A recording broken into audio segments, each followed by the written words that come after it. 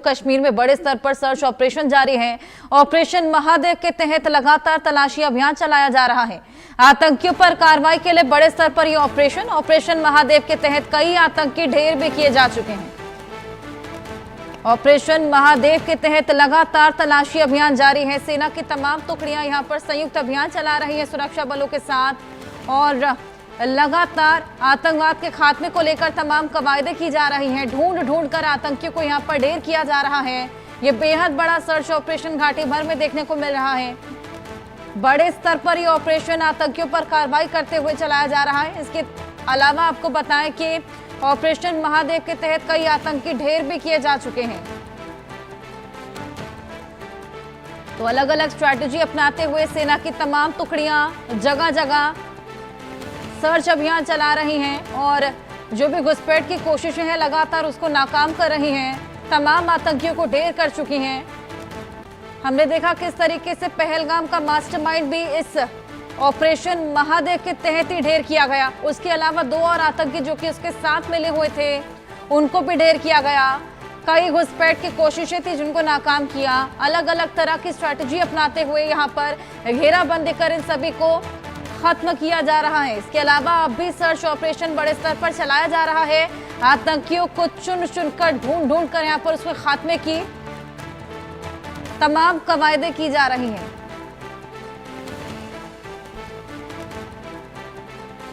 Operation Mahadev के तहत लगातार कार्रवाई के लिए बड़े स्तर पर ऑपरेशन चलाया जा रहा है। जगह जगह तलाशी अभियान किया जा रहा है और संयुक्त ऑपरेशन भी देखा हमने पुलिस और सुरक्षा बलों का। हमारे सहयोगी आशिक मीर हमारे साथ जुड़ गए हैं, उनसे और जानकारी लेंगे।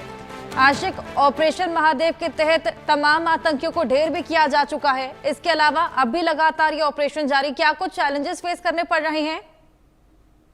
देखिए बिल्कुल हर्षा, जिस तरह से बीते कुछ दिनों से लगातार ऑपरेशन महादेव जो है घाटी के कई एक इलाकों में चलाया जा रहा है। खासतौर पर अगर हम दच्छी गांव जो कि श्रीनगर क्षेत्र में पड़ता है तो यहाँ पर भी ऑपरेशन महादेव जब लॉन्च हुआ था तो उसमें 3 आतंकी मारे गए थे जिनका ताल्लुक पाकिस्तान से था। और साथ ही साथ अगर हम पुंछ सेक्टर की बात करें तो वहां पर भी एक घुसपैठ की बड़ी कोशिश को नाकाम कर दिया गया था और उस ऑपरेशन में भी 3 आतंकी जो है मारे गए थे। यानी कुल मिलाकर अगर देखा जाए तो कुछ ही दिनों में 6 आतंकियों को जो है न्यूट्रलाइज किया गया है। और इसके अलावा घाटी के अलग अलग हिस्सों में अभी भी सर्च ऑपरेशन जो है चलाया जा रहा है, क्योंकि लगातार ये इनपुट मिल रहा है कि घाटी के जो भी पहाड़ी इलाके हैं वहां पर ये आतंकी जो है छुपे हुए हैं, जिनकी संख्या 65 से 70 बताई जा रही है और जिनमें से ज्यादा तादाद जो है पाकिस्तान के लश्कर और जैश से ताल्लुक रखने वाले आतंकी है।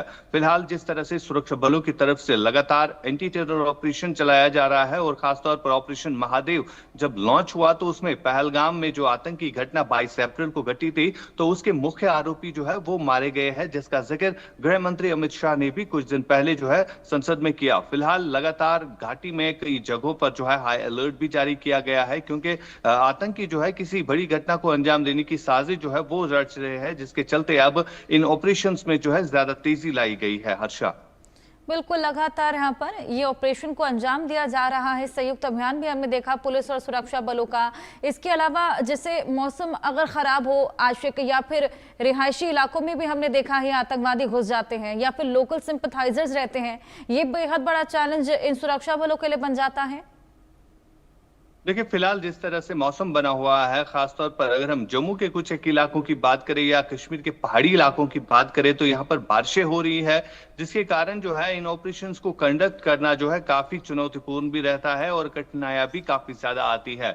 क्योंकि अब जिस तरह से ये आतंकी पहले घरों में छुपते थे और घरों में बेस बनाते थे, लेकिन अब वो स्ट्रैटेजी जो है वो चेंज हो गई है। वो अब कहीं ना कहीं इन जंगलों की तरफ जो है ज्यादातर देखने को मिल रही है, क्योंकि जिस तरह से हाइड आउट्स का बस्ट करना और खासतौर पर ये आतंकी जो है ज्यादातर घात लगाकर इन्हीं जंगलों में छुपते हैं और इन्हें कहीं ना कहीं आसानी भी होती है और छुपने में इनको मदद भी मिलती है। लेकिन फिलहाल जिस तरह से अब ऑपरेशंस चलाए जा रहे हैं इन्हीं जंगलों में, अब सेना के पैरा कमांडोज के अलावा कई सारे ऐसे आधुनिक हथियार जो है उससे जो है सुरक्षा बलों को कहीं ना कहीं मदद मिलती है इन आतंकियों को न्यूट्रलाइज करने में भी। और साथ ही साथ अगर हम एलओसी एरियाज की बात करें, जिसमें अगर हम उत्तरी कश्मीर के इलाकों की बात करें या जम्मू के कुछ एक इलाकों की बात करें जो कि कनेक्टेड रहते हैं लाइन ऑफ कंट्रोल से, तो वहां पर भी लगातार ये इनपुट जो है वो मिल रहा है कि आतंकी जो है जिनकी संख्या काफी ज्यादा पीओके में बढ़ गई है और लॉन्चिंग टेरर पैड्स पर जो है वो इसी फिराक में रहते हैं कि कब उनको मौका मिले वो घुसपैठ करने में सफल हो जाए। लेकिन